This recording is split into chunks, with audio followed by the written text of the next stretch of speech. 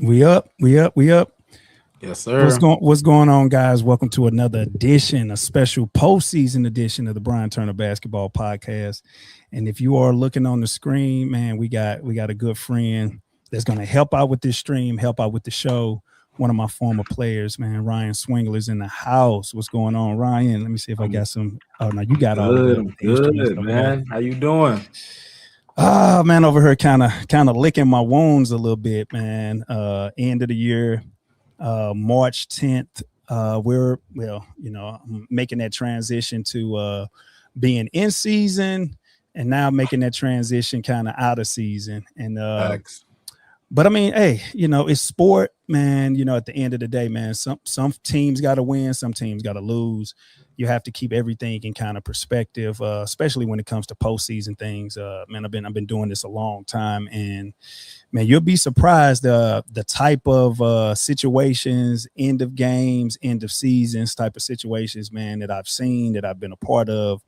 And this past weekend was just another one. So we'll get a chance to chop that up, man. But I want to appreciate, man, thank you and appreciate you for helping me out with this.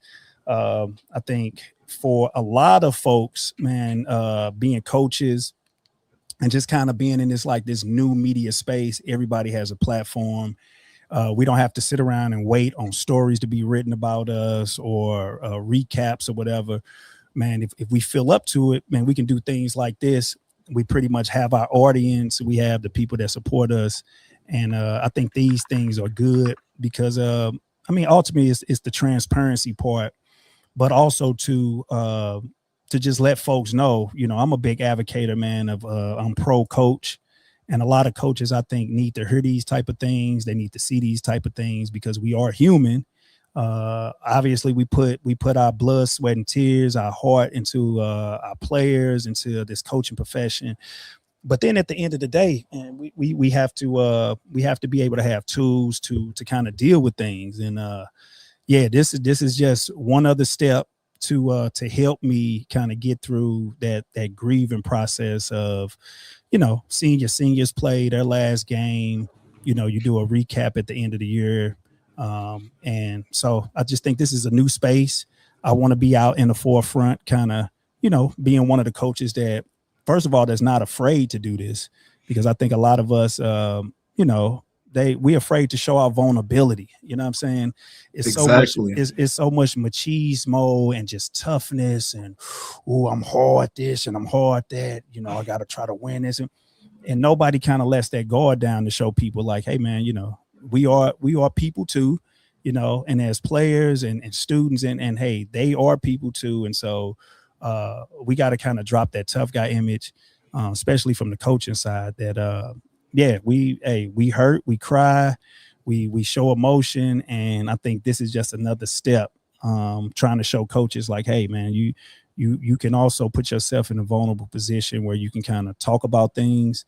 And if you can help other coaches in the process, let that be it. If players or anybody see these things, hey, they can feel comfortable doing these things too. So that's kind of pretty much what we're here for. I want to talk some hoops, chop it up, man. I think me and you've been saying we're gonna connect for a long time, but I think Facts. this is great. So Yeah, and I think it's the perfect time because exactly it's not about like just because I played for you and I'm from St. Mary's too. This is for any senior that took a loss or something like that. They could take something from this as well, or any player that took a loss and like takes some motivation coming into the next year as well. So I just think that it's a perfect time to do that because especially like me seeing that loss too, and I was rooting for you guys to get out of there for sure. I was saying that all across every single platform that I was on. I'm like, yeah, I got to see St. Mary's versus the V, man. That was what I wanted to see. And I it was know, just like, man. it hurt me as well. So it was just like, man, I had to hop on and chop it up. And I saw some of the guys at the gym too. And I was Mm-hmm. like, man, I got to chop it up today. Yeah, It had yeah, to be the time.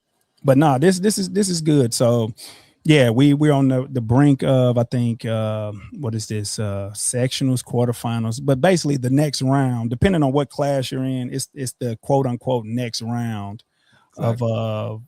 playoffs. And I think we got some folks that are punching their ticket this weekend, and we got some folks that will be punching their ticket in the next couple of days. This is just one step further, but uh yeah, I'm ready to, man, ready to get it going. So For sure. Like, so what do you think out of like the top few schools that are coming out of these out of class four? Who do you think is can stand up? Because everybody knows that right now the V is the biggest squad right now. Who do you think is coming out of that class can put a fight up against them right now? Well, and that's kind of tough to say because again, at the end of the day, we wanted to be in the mix, and we lost to a real good, scrappy, live for life team that I think is going to give. They're going to give Vashon, man, pretty much all that they can handle. I mean, they gave us all that we can handle for 2 matchups this year, where these guys just, I mean, no quit in sight. And they were able to pretty much give us 2 dog fights. And if you can just tell me that at the end of the year, well, if you asked me at the beginning of the year, man, how you think your season was going to end, under no circumstances am I going to say we're going to lose a district championship game on a 4-point play with 12 seconds to go. I just wouldn't see that happening. But that says a lot about the Live for Life squad. I think they've been through a lot of ups and downs this year, as far as with personnel, as far as with their team. They've had some tough losses, but they also had some good quality wins. They played a real good schedule. I think they can, for one, to answer your question, I think they could be one of these teams that could possibly give the V a run for their money. But man, Logan Rogersville, man, I've been kind of watching them all year, and they have a nice squad, man, nice quality kids, some Division I kids, some big boys that they're going to turn some heads, and they've been number 1, number 2 pretty much all year.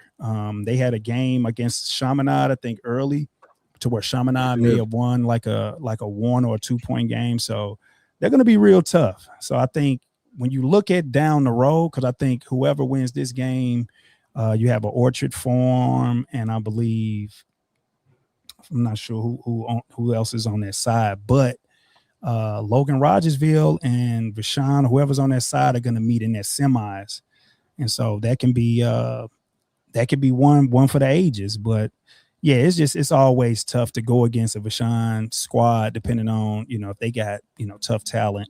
Year in and year out, they're always in the mix in Class 4. So, but I think it's going to be a nice matchup tonight, man. Hopefully, it's a classic. It goes down to the wire, and it is one of those classic games where you can go either way. I think you would want to root for the team that you lost to go all the way and win. So that makes your loss a little bit more, hit a little bit more home. But in the same token, it's just like one of those things where, man, Vashon is going to be kind of a tough team to stop. So yeah, another thing, looking towards the Class 5s, you played Sykeston this year, and they're going up against a Vianney team that you're very familiar with as well. So, give me some thoughts about that game that's happening on the 14th as well. All right. So, again, we've always had rivalries with those down south teams, whether if it's Sykeston, Cape Central, you go a little bit early, like the Hillsboro Festus. Usually our area goes that route, and Sykeston, I mean, pretty much does a real good job year in and year out, just beating up on those teams down there. And they usually come out with, a nice product that usually is going to face a St. Louis team that, in the same way with us, we're battle tested. Vianney's in that MCC. I mean, it's like whoever's the home team in that conference usually wins the game.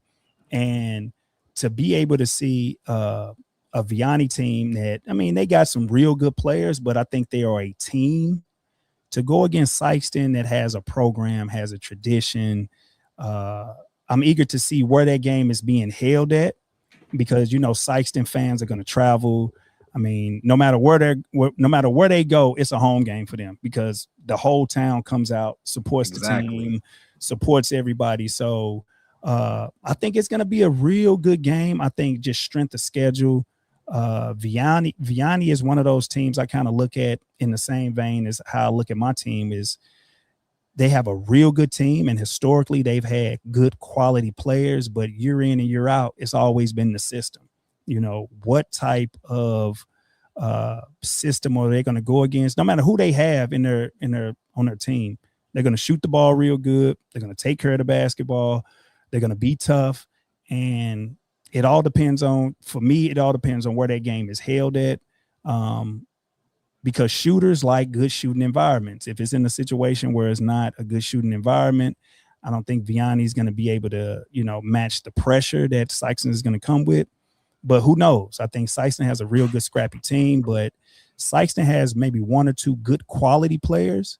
But I think Vianney is just an all-around good team that all of those kids can shoot, pass, and dribble. So I'm going to take Vianney in that. I just think, man, when you have a 4-year run of having a kid that can score almost 30 points a game, then you get a new group that want to play with each other and play. Like I said, that's kind of like how we were this year. Exactly. I see a lot of similarities between those two teams. That's why I asked you that question. Yeah. And I just think in that situation, Vianney's going up against a team that may have one player that is probably the best player on the floor with the I think his name is Murray. Like I said, real good athletic kid. But I just think Vianney has the team right now that, has drunk the Kool-Aid, has went through the Luke years, but some of those kids want to make a name for themselves. And I think they've done it for the most, throughout this season. I think they're going to be the team that can kind of seal the deal and just watch out for them because, they beat the defending state champion. So. Exactly. And that's another thing that I want to ask you. So, do you think during these times, the quarterfinals, the road to state, do you think it's more on the stars to will through, or do you see more teams that are more like a conglomerate whole team pushing over the edge during these times? What do you think? Because you've had multiple different teams like this where it's been a star that pushes you over the helm, but you've also had a team full of just straight dogs to where it's like different. Yeah. So with our group, and even just as far as like my path as kind of seeing this, it's very, very easy to key in on one key player. So if you've been having a kid all year that's just been like your main guy, night in and night in, night out, 30, it's easy to game plan against that. But if you got a mix of guys that can hit 20 every now and then, 17 every now and then, then you look up and it's a score of 50 to 45, and you had maybe a few guys with some 7s and some 10s, you never know where it may come from. And so I think guys or teams with like 1 or 2 big stars are really, really easy to game plan against. And I haven't had a chance to go back and watch the Webster and the Vianney game, but it's simple. The game plan would probably be real, real easy. Let's try to stop Scotty from hitting his average. Let's cut it in half. And anybody on that team that is not used to being in the box scores should not get in the box scores. So that's the game plan. So if you're able to do that against certain guys, it's easy. But every now and then you get, some anomalies that, man, wake up at a certain point, and a kid that was averaging 3 is hitting 17 and something like that. And you're like, hold up, man, where did this kid come from? So those teams are pretty hard to stop. But if you've been having like a rotation of maybe like 8 to 9 throughout the course of the year, those extra, 3 or 4 kids that sit on the end of the bench that get in and kind of like spark moments become real, real valuable later on in the playoffs. Because if they've hit maybe, like I said, 15, 17 at some point throughout the year, you can always get in their ear and be like, hey, man, we're going to need you to step up this game. Just give me 6. Just give me the free throws, anything like that. So that can be it. Shout out Ed Herman, man. He just said that was the problem with CBC this year. He said it was too easy to game plan against us, but CBC is a super young team as well, too. And so I feel like CBC is going to be, I don't know if that's Ed or I don't know if that's Brody, but Brody, I feel like you guys are going to be back next year. I just can't see y'all storming the court against Vianney again. Y'all got to stop doing that, though. Storming the court against Vianney, man. But no, to be honest, though, everybody's team is different. Everybody's situation is different, man. Hats off to coach over there at CBC, just on the type of year of getting those guys together, coming in with the I mean, right off the bat, man, CBC is an athletic school.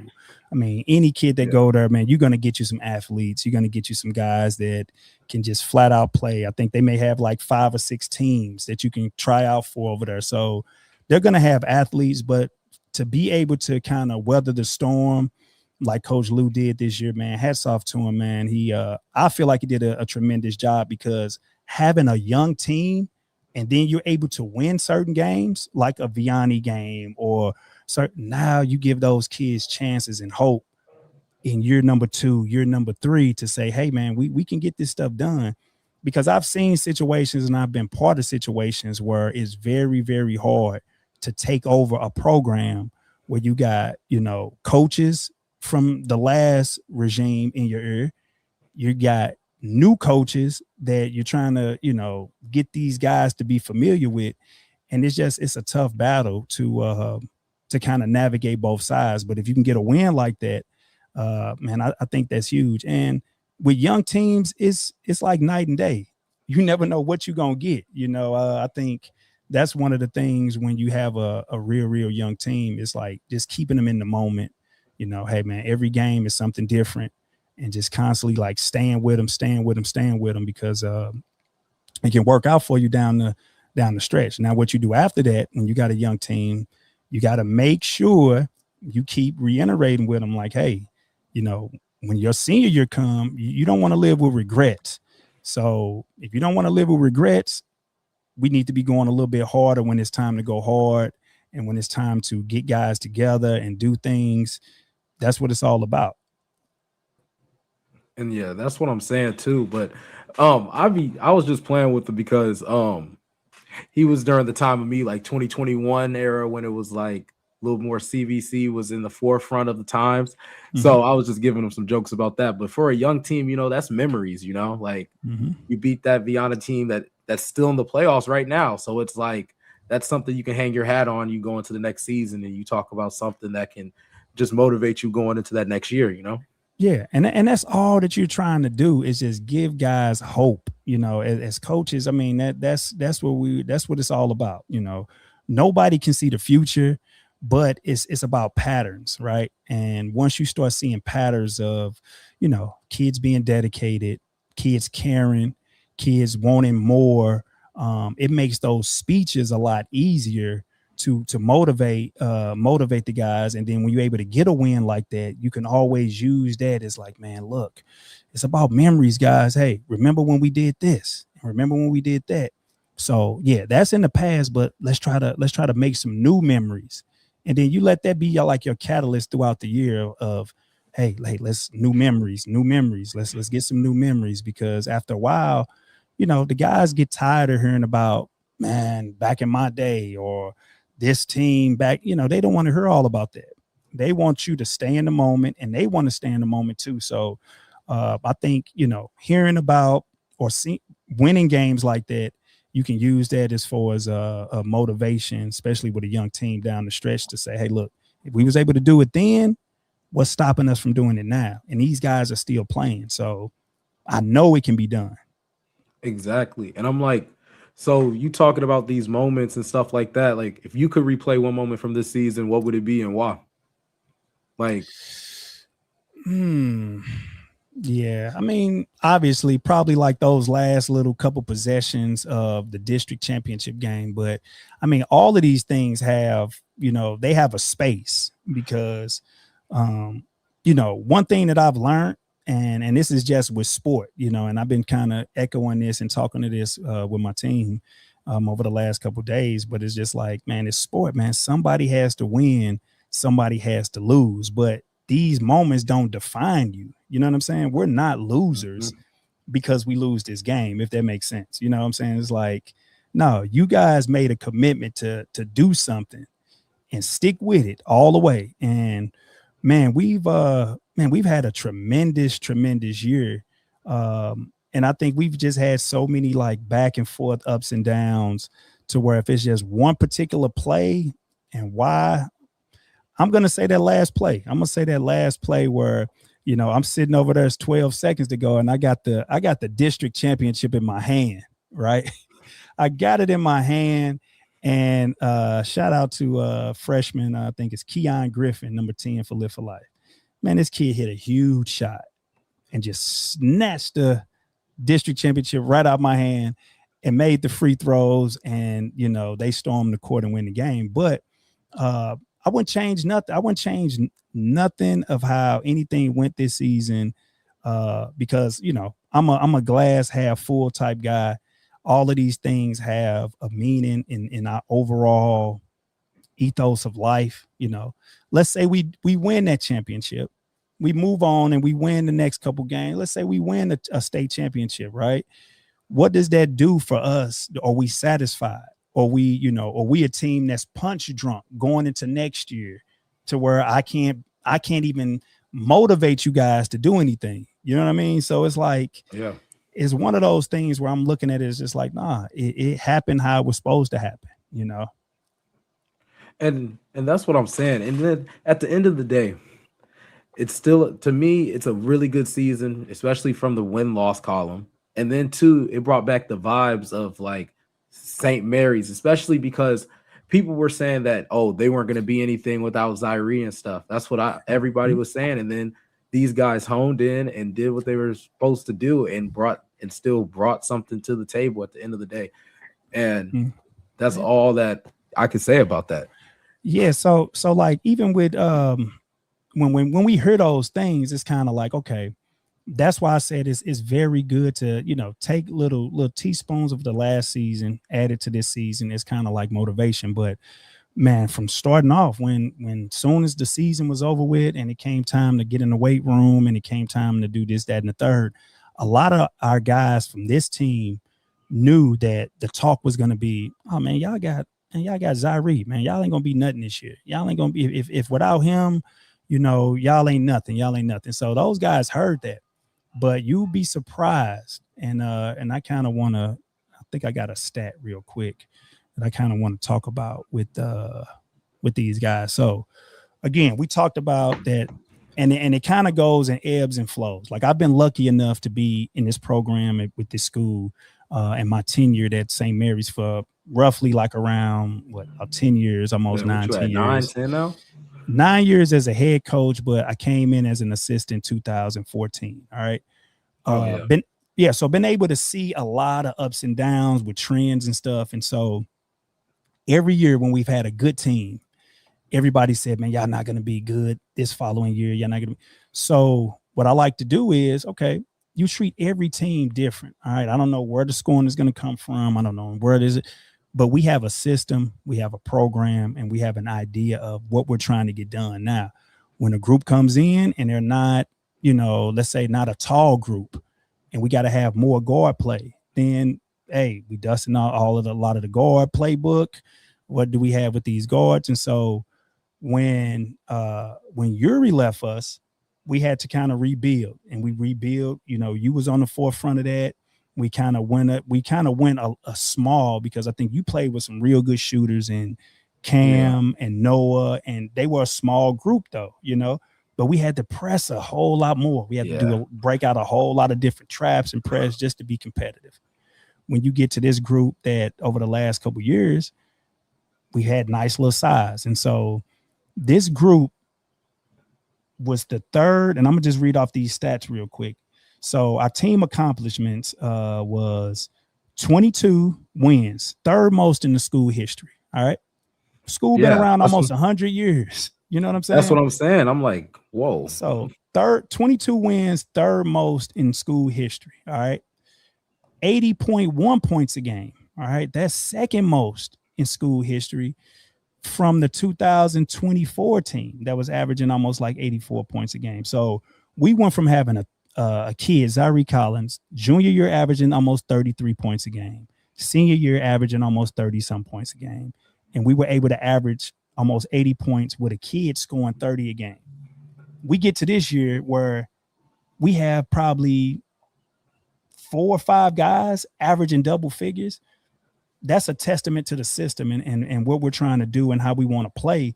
Because, man, everybody bought in, but everybody gave us something different each night. So it was kind of hard to kind of hone in on one particular player. All right. Jordan Frazier and Xavier Clark become the second pair of teammates in school history to have at least 100 assists in the same season, behind Zyree and Demetrius Griffin, the 2023-24 season. Uh, Most players to score at least 100 points in a single season in school history. Ryan, we had 8 players. You know what I'm saying? That's what I'm saying. It's like it's only going up from here. It Yeah, looks so like we had, it's like so we had 8 players to be able to do that. And so we're trying to get in a situation where, hey, it's not about the guys that, year in and year out, we're going to get different guys coming in and coming out. But when you come in here knowing that it's a standard, it's the way we're doing things, it's a basketball culture, it's a culture of getting better. And that's really what you can, as a coach, that's what you ask for, And I firmly agree. Like, and it's not just on the court, it's off the court too. How these guys, they come in from middle school, and how I've seen these guys grow into like young men just being at St. Mary's as well. It's like your philosophy that you coach and you preach as a coach, they carry on with this outside of school too. And I just see that. So yeah, I respect it. What were the 2 comments I saw from Ed? I'll chime in on that for you. So this is what Brody said first. He said, can Bryan Turner talk about his experience at the Nike All-American camp? Sebastian Bolden is special.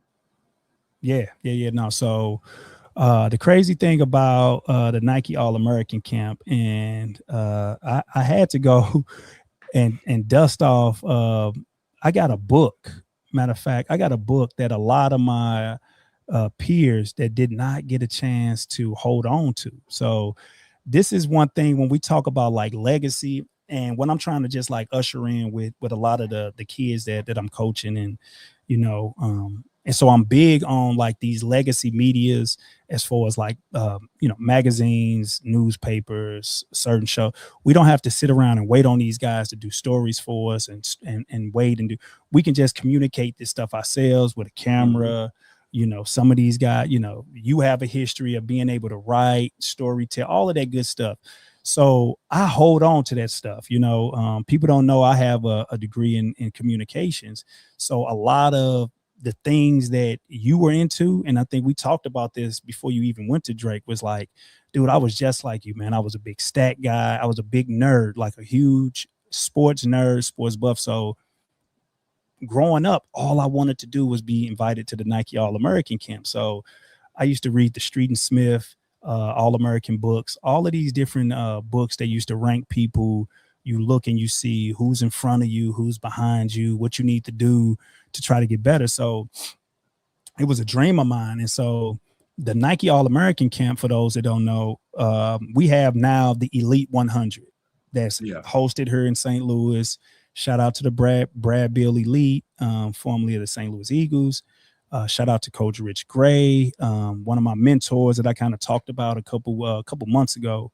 But was invited to the Nike All-American camp, and a lot of folks get invited their junior year because it's really like a big All-American camp where all of these coaches go. You sit in the stands, you watch these kids for a week, and it's real camp. It's not just you going and you hooping. No, you got classes, you got seminars, you have lectures, like you have everything that they want to put in front of you to basically say, hey, you are prestige, All-American status, all of that. So I was lucky enough the year before to get invited to, it was the very first Nike Hoop Jamboree.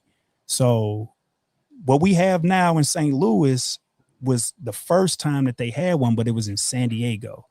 And I was out there with Tyson Chandler.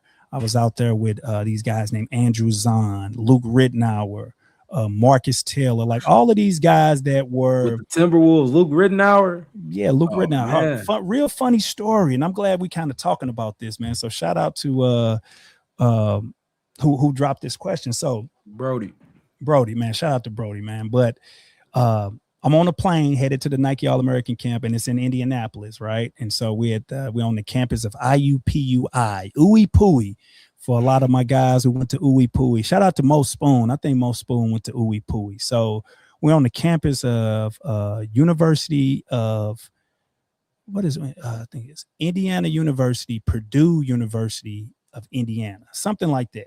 All right. And yeah, it's just, man, it was a huge experience. And so I'm getting on my airplane. I'm getting on the flight to go. No, I'll take that back. I'm getting on a flight to go to the California one, the one in California.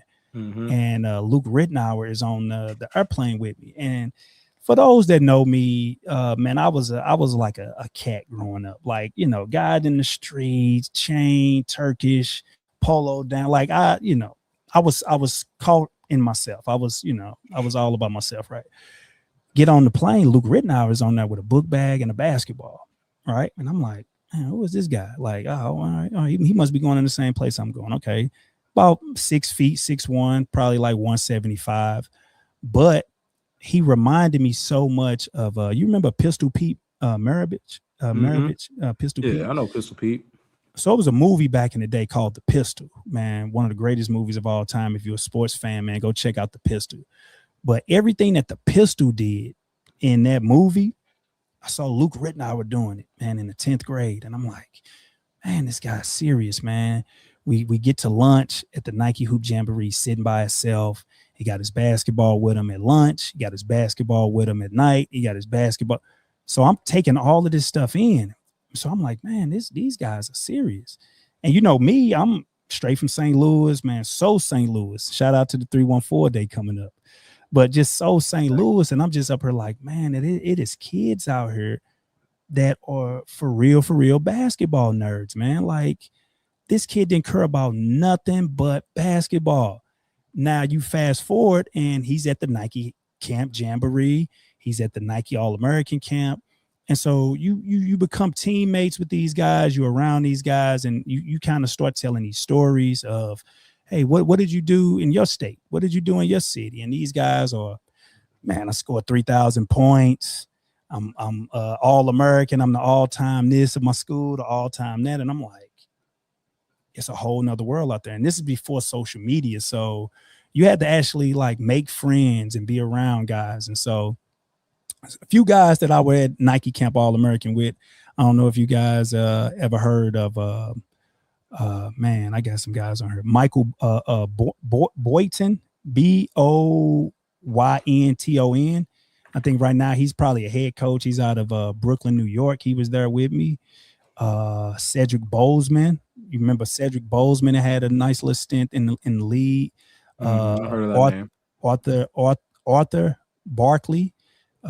He was one of the guys who was out there with me, and I'm just kind of going through this list. Mav Carter. You ever heard of Mav Carter? I ain't never heard of Mav Carter. Man, Mav Wait, Carter, no, LeBron's guy. You talking about Mav Carter? Mav Carter? He was out there with me. Am I able to not share the screen? Can I share the screen on my end? Yeah, you can go to present. All right, or you can share. Just share it with me. I can get it up. But let me see if. But yeah, it shocked me for a second. I'm like, oh, you talking about Mav Carter, the LeBron's guy? Dude, man, that's crazy. But it's so many other people that's in here that you don't. I'm in the presence of greatness is what I'm saying. And so a lot of times people don't understand that my pedigree and the stuff that I talk about when it comes to getting on this microphone, talking my mess, popping my stuff that's on social media. I have a background in order to say those things because, as I've gotten older, Ryan, man, I became more and more humble, but I also tell my guys, like, you don't have to shrink yourself for nobody, man. You can beat on your chest. There's nothing wrong with beating on your chest. If you beat on your chest, if you don't beat on your chest, who's going to beat on it for you? So you have to let folks know every now and then, like, nah, man, I'm worthy to talk or have a team, a platform or anything. Because I think a lot of times people think too, though, oh man, he's at St. Mary's, man, you getting all of the good private school kids and you getting all of this and all of that. People don't remember my Beaumont days. People don't remember me driving like a sunshine van and picking kids up, dropping kids off, staying with them all night in the gym because they don't want to go home because it's gang infested. Folks are shooting on the corners and, all of those type of things that some of my comrades that are in the, trenches with me, they understand. But it's also one of those things where, I've worked hard to get to a point where, yeah, I want elite kids, but even if I don't get elite kids, we still gonna rock and roll regardless. You know what I mean? So, exactly. So a few other guys real quick. Kwame Brown was out there with me. Karan Butler was out there with me. You know what's crazy? I met Karan Butler at the National Association of Black Journalism Convention. I met him. He gave me his book, took a pic with him and stuff. And the crazy thing is I was just playing with him in 2K too. And a lot of folks don't know he came from a lot of humble beginnings. I think Karan might have been like locked up, or I just remember hearing these stories about him when we got out there that, hey man, hey, you know, Dale, that guy right there, man, he had this and he had that. Same with Zach Randolph. Zach Randolph was out there with me. Darius Miles was out there with me. Let me look and see. Josh Childress. I mentioned Tyson Chandler. Hold on, let me see if I can pull this up. Share screen. Can you coached a former WWE wrestler? Oh yeah.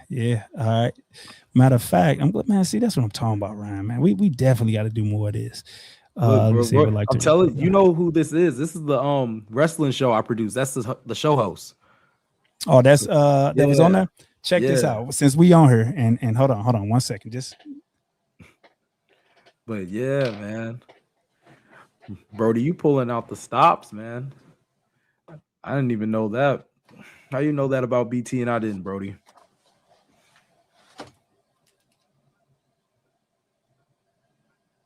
All right. So let me just pop it just real quick. So Ryan brought up a good point. So I got I've been lucky enough to and you ask the coaches around town, man, how many guys have had a WWE champion and a kid that's been played in the league, played in the NBA, man, just doing so much special stuff, man. So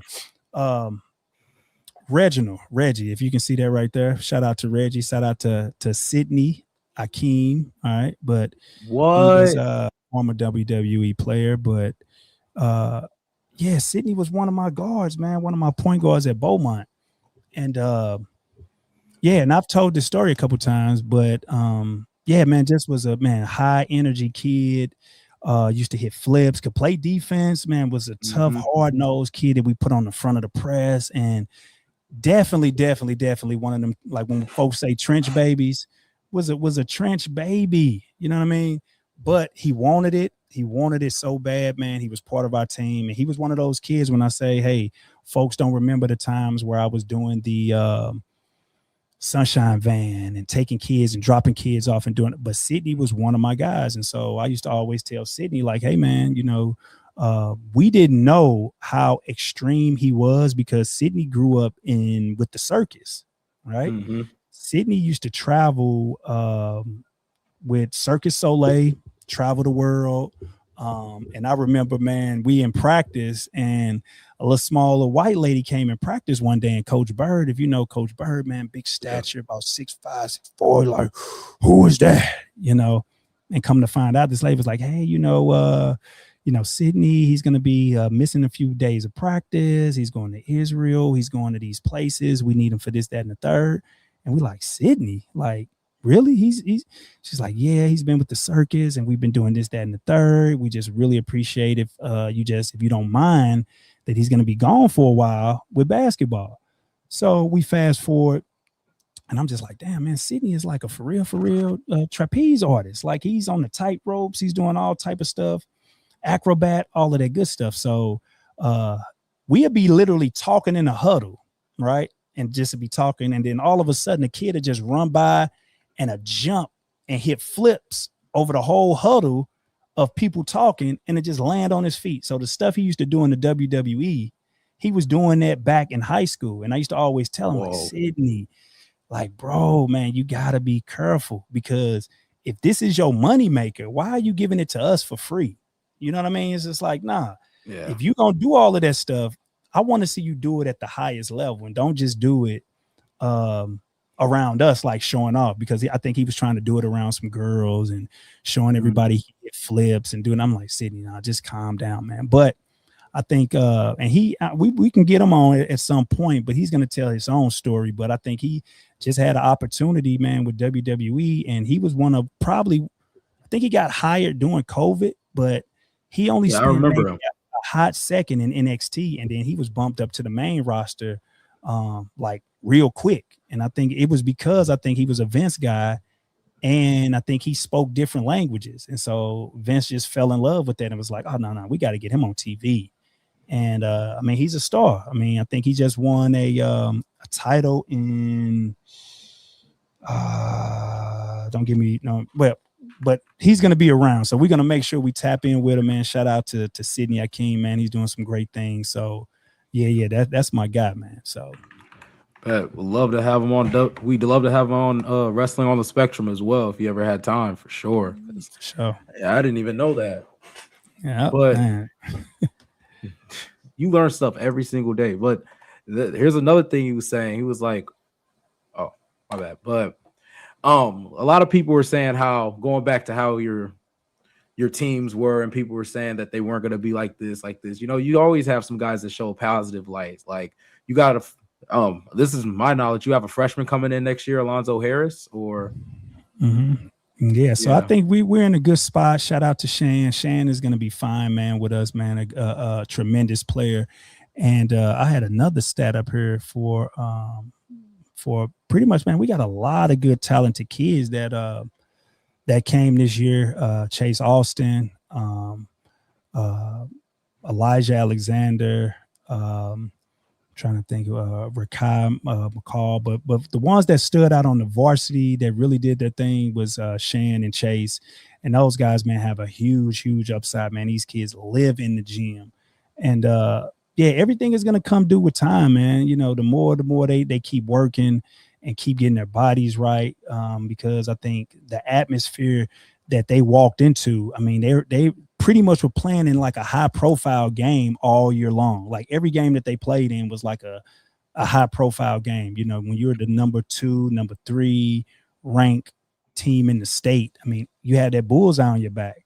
So every game they were getting the best of everybody. And so Shan he scored 159 points this year, which is 7th all time as far as with freshmen in school history to score 150 points in a single season. So he made 27 made 3-pointers, and that's the 3rd most in a single season. And obviously Zaire Collins has the record with 46. But yeah, man, huge upside with kids that we have coming in. You know, I'm very, very high on our recruiting class, but at the same time, it's one of those things where you don't want to pull stuff out of the oven too early and they're not ready. So a lot of things that a lot of the freshmen have to do. First of all, they got to get caught up on the strength of the game and the speed of the game until they start basically dictating the tempo. And once they start doing that, then basically they've acclimated themselves to varsity high school sports. And then after that, they're ready and they're going to just thrive in our system. So shout out to those guys.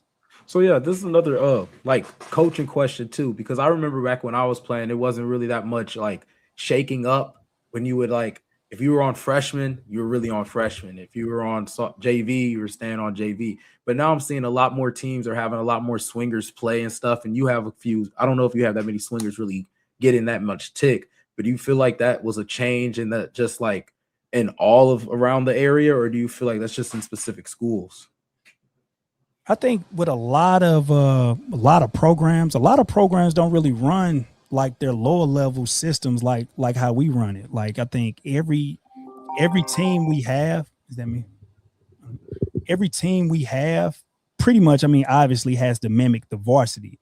But what we don't want to do as a coach, we can't afford for kids to just sit, you know. And you may be a highly touted freshman, you may be a highly touted kid coming in. But if it's real stacked heavy in those positions, you got to give the kid an opportunity to play. And so you would probably go to him and just say, hey, if you're a freshman, hey, why don't you get some freshman minutes? If you're a lower level sophomore JV, hey, why don't you get some JV minutes to the point where you can't just sit on a bench for a varsity and just play 5 minutes, play 6 minutes. Like you're going to hurt yourself. And so I learned that my second year, where we had a lot of kids on that 2017-18 team that, I mean, the roster was just stacked. And we had a kid, Safar Rosses, who he didn't even play JV. And so when I look back at that, I'm like, man, we should have had him play JV, even if it was just a few games, because it was hard for him to play during that season. And yeah, so we just kind of took that into account moving forward to where, man, we got to make sure kids play, and we can't afford to have kids, even though they might be good and on the Yeah. varsity as a young player, you still have to play. And so we recommend that they play JV, play as much as you can, because I think the state has 6 quarters that you can play in. So even if you do 3-3, you still win in the long run, because you're actively, getting better almost every day. But with you guys, it was a different climate around the school, with the That's what I'm cloud. saying. With the cloud hanging over us, as far as not knowing whether or not if we were going to be there.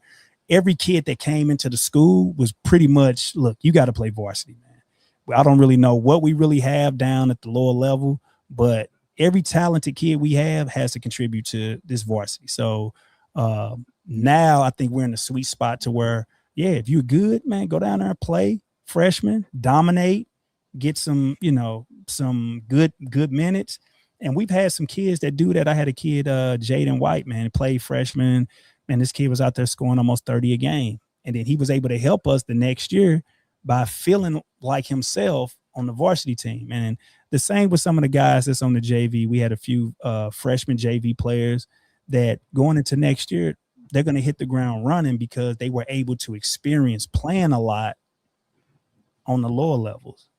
Exactly. And I feel like when I first came in, especially because I transferred from a private school anyway, when I came in, I came literally right after that big log jam that you guys had, because you guys had a log jam of like 10 seniors, then like 6, 7 juniors that were coming up, and then it was my class. So I was in like a log jam to where it was like I knew I wasn't going to play, even though I think I made the roster, but I knew I wasn't going to play. Like I remember I was like, I'm just here to run. I don't even know if we could say that word, but run suicides in practice and play JV games. That's literally what I would tell my guys. I'm like, but it was fun for me because I got to practice against better players. But I was happy I got to play with my guys too. And that's the thing. It's like it takes a special person to kind of understand what we're all going through. Like, I mean, don't get me wrong.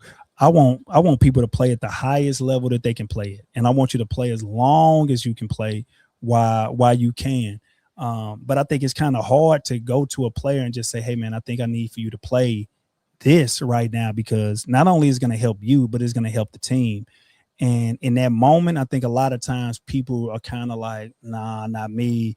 I'd much rather in this climate of transferring, go to a smaller school and just dominate there and do my thing. And you get over there and you dominate and do your thing. And then you kind of like, man, this really ain't fun.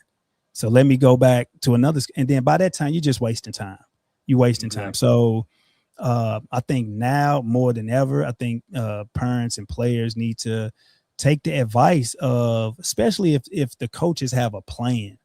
It's one thing when you don't really have a plan, and that's kind of hard for anybody to kind of go with, when you kind of like, I don't really think that's what we should.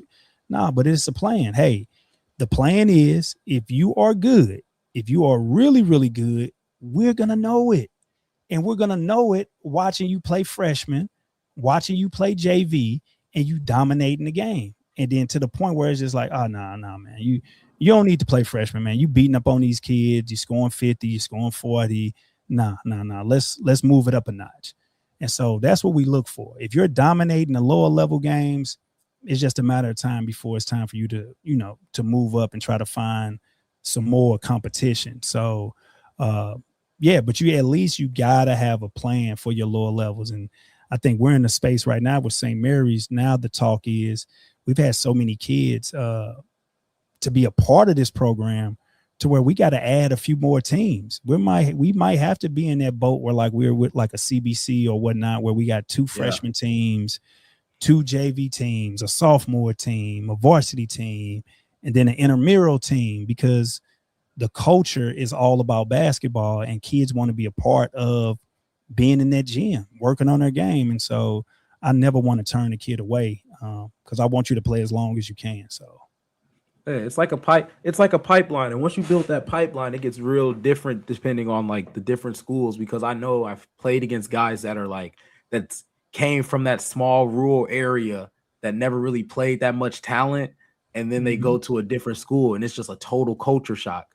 And it's like you could tell and you can weed them out. But I think like especially like you guys, the other schools like CBC and Vianney SLU, they have these like freshman 1 and freshman 2 or whatever, and it's not even like a ranking system. It's just freshman teams, and you just roll the ball out. So it's like now, especially because I'm seeing so many guys at St. Mary's that don't even play, that's just in the gym that go to St. Mary's. I'm like, man, like you guys may have to have another team. Yeah, and that, like I said, those are good problems to have because everybody hits a growth spurt at a different time. People start, maturing at different times. So you at least want to have that space for them to grow. And the culture around, like, hey, man, so-and-so, man, shot up 4 inches over the summer. Let's try to see if he want to come back out. But if you already had those kids in the mix, they're playing year in and year out, you're opening up the gym, you have them come in shooting, then it's just a matter of time before their body catches up to their will to wanting to play the game. And if you had that space available for them, then lucky for you. But I'm all about development. I'm all about seeing these kids develop. And I know a lot of my peers, folks want, and I love the transfers. We've been lucky and blessed enough. Like I said, you was part of that to be able to come in, get a. Again, I don't count myself as, look, my bad. I don't count myself as a transfer, bro. I'm gonna say it again. I did not want to go there first, man. I'm gonna say it again. I wanted to go to St. Mary's since I was in like 6th, 7th grade, bro. Yeah, and everybody knows that. But yeah, but you were part of the culture and seeing like how we get down, how we do things, and then you were able to put the jersey on, experience it. It's just one of those things, like, you were one of those COVID kids, you know what I'm saying? And you look back on those, the generation. Even I chuckled and laughed the other day. I said, man, the last time we won a district, the world was different.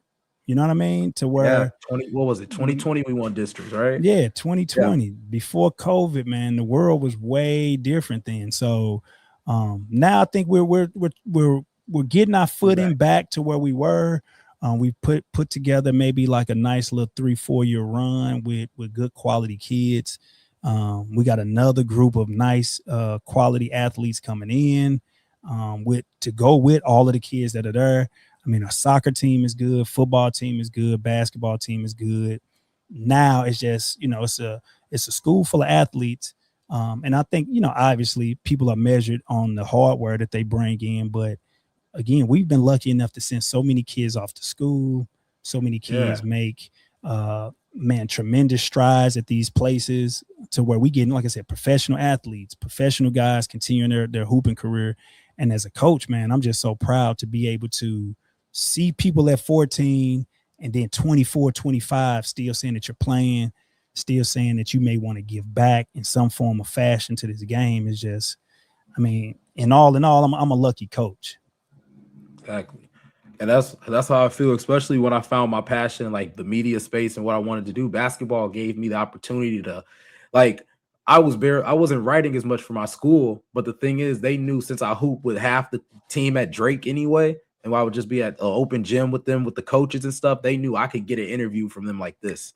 Like, I didn't have to wait a whole week on their Instagram. I could just literally text them whenever and I could get it. So like, it was just, basketball is just a opportunity, and it can be used as anything. So just tap into that real quick before we get out of here, as far as the being able to discover other aspects of the game, because I look at you like you're still in the game.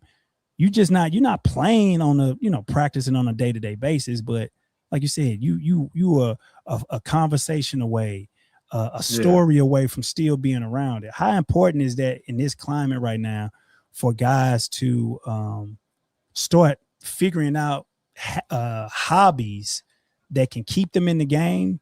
Because when this game doesn't treat you right, you need something else to kind of balance yourself. So talk to the folks about that, having some balance. Like you told me this when we were in the locker room. You were like, there's gonna be one day that ball just stops bouncing like that, right? And I was like, man, I had some like JUCO stuff that I could have done. I had some prep stuff, and then COVID, the AAU thing was weird. And I was like, Drake is just like a really good opportunity for what I want to do anyway, going when I know the ball is going to drop. Right. So if I get there and I can maybe walk on or do something like that, that's cool. Right. So I was doing that, doing my journalism stuff, still hooping with the team every now and then and working out with them. Then they were like, hey, we got a walk on spot. You got it. But then the coach went to West Virginia.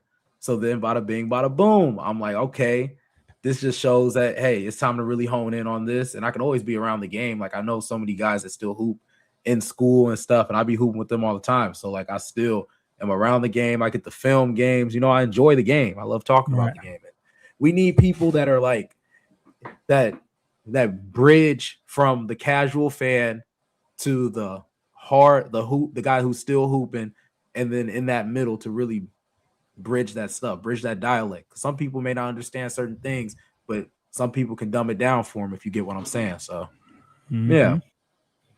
Man, this was good, man. Like I said, I just want to make sure that I'm being able to be as transparent as possible to just help folks. I think we just live in a climate, man, where, like I said, everybody wants to be just hard as can be, and folks don't understand, like, man, losses hurt, man. Like I said, I was feeling it this weekend, and there's nothing wrong with that. But I think understanding again, like, man, God is good, man. He's never going to give you nothing that you can't handle. And in that moment, you might question it, like, damn, man, why do I got to go through this?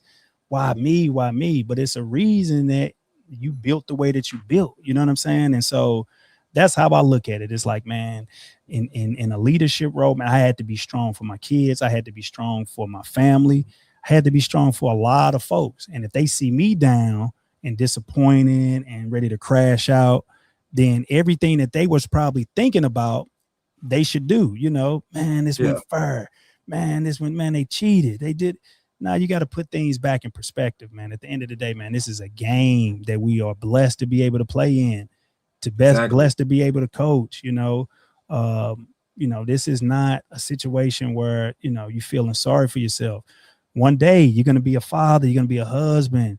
You can't just quit on folks like that. So having that sense of, man, all right, you're knocked down, you're going to get back up. Because I feel like, man, we're going to be right back in that same situation again, just like we were a couple years ago, district championship, another year. You got to be able to prepare yourself for these things. And when the time comes, the time is going to come. If not, hey, we still going to be trying to make it happen. You know what I'm saying? So yeah, I'm never going to quit, never going to give up on my guys. The game is in me, it's not on me, and so I can always just look at myself as like, man, did I do everything that I was supposed to do throughout the year and doing it the right way? Absolutely. So that sense of disappointment, yeah, it hurts, but man, I'm okay, and I'm going to be okay. And everybody around me is going to be okay. And whenever it comes time for us to get back in the lab, we'll be right back in there. So that's just how it is. Yeah. Let me know when you guys are back in the lab so I can pull up, get some filming in, man. Get that stuff out. Yeah. But now, man, appreciate you, man, doing this for me, man. Like I said, I want to do this a lot more, kind of bouncing ideas and reactions and kind of just seeing what's going on in the climate of high school sports, just the world. I don't want to just, keep it on the niche level like that, but everything is surrounded around that peel, man. But like I said, just this collab, us coming together, man, was based on this, me being a mentor, being a role model and leader for the next generation. We got to continue to pour into the next generation. I'm just a guy, man. I'm never going to be out here hating on you young guys, man. I'm not hating on y'all music. I'm not hating on y'all fashion, on y'all lingo. It's supposed to happen. You know what I'm saying? And shout out to Coach Dale Turner, man. He say, you got to celebrate the small wins with the young fellas because it's new to them. Absolutely. Absolutely. So, man, appreciate you, man. What else we need to do on the closeout before we close this stream on now? Anything you want to share? Oh, let me drop some. I got basketball camps the month of June. All right, month of June, guys. I may have the link. It's going to be attached to this live stream. I think June 1st through the 5th, third week of June, and I think I got a session in July. that I'm going to post as far as with basketball camps. We also have the father-son camp that's coming up real soon. So all you dads out there that like to bark and complain about your kids missing layups, and shots, and you're gonna have the opportunity to train with your kids, man, and show them the stuff that you can do, and see if they start barking at you about you missing the layups or whatever the case may be. So father-son camp is coming up in June. And yeah, we got open gyms late night for the young kids, man, 6th grade through 5th grade through 7th grade. And yeah, it's just an atmosphere of hooping, man. You know. See, we talked so long. I didn't even ask you about to coach. Aren't you about to coach your son next year too? Oh, yeah. No, shout out to Nate Turner, man. Nate is putting that work in, and yeah, no, it's a dream come true. I mean, shout out to all the dads out there that coach their sons. You know, this is going to be an opportunity for me to, you know, just have them every day, kind of keep pouring into them. I mean, obviously, I'm doing it as a father anyway, with just, you know, constantly having them in my ear. I mean, having me talking his ear just so he knows what's going on, but no pressure. I mean, obviously, he's going to get pressure anyway just by being a coach's son. And, you know, people think in the sense of like the entitlement and certain things that they may think he's going to get. But at the end of the day, man, my son works extremely hard. He's a gym rat. He's a bright kid. He has balance. He has a good family. He has a good foundation. So he's going to be in good hands. You know, I may have to. I already asked him. I was like, how do you think you could play right now? He was like, yeah, man, I think I could get on the court with him. You know, I know what to do.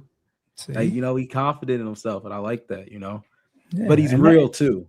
Like he's real too. He's no, smart absolutely. Kid. Yeah, and he knows. He like, man, look, if I don't gain 10 pounds, I don't know if I'm gonna be out there on the JV, on the void, none of that. Because he like, man, I gotta get what he said too. See, because he hears the conversation coming from me all the time. It's like, dude, work on your game, get stronger. Work on your game, get strong. If you're not physically strong out there, why would you be out there? Why would I put you out there in front of somebody that's bigger and stronger than you? So now it starts to, he like, oh, yeah, that makes sense. But he goes super duper hard. So that's what I like about him. You know, he got heart, he got will. It's just a matter of time before the genes and everything start kicking in. That's going to make him just a phenomenal player. But yeah, no pressure. So if he has to play freshman, first year, JV, second year, junior, he's going to be fine, you know, because, you know, we do this for different reasons. And, yeah, he's just he wants to just, you know, he wants to try to be the best and do his best. So, man, shout out to Nate Turner, man. I can't wait for him to put that Dragon uniform on. Yeah, man, I'll be in attendance for that. That's gonna be special. Yeah. But yeah, that's really about it. You know, everybody, if anybody wants a podcast produced or anything like that, running social, everything like that, follow Rootwork Media RS. That's on Instagram and X as well. Also, if you guys have any underground music, anything, any genre, not just hip hop, anything, type into Rootwork Radio as well. Artist submissions are starting this week for the new live radio station that we are producing as well. So yeah, that's really about it, man. So I like to end every stream, every broadcast with make sure that you are thankful for every sunrise and grateful for every sunset. So Ryan, man, I appreciate you helping me out with this, man. And I will catch you guys on the next episode.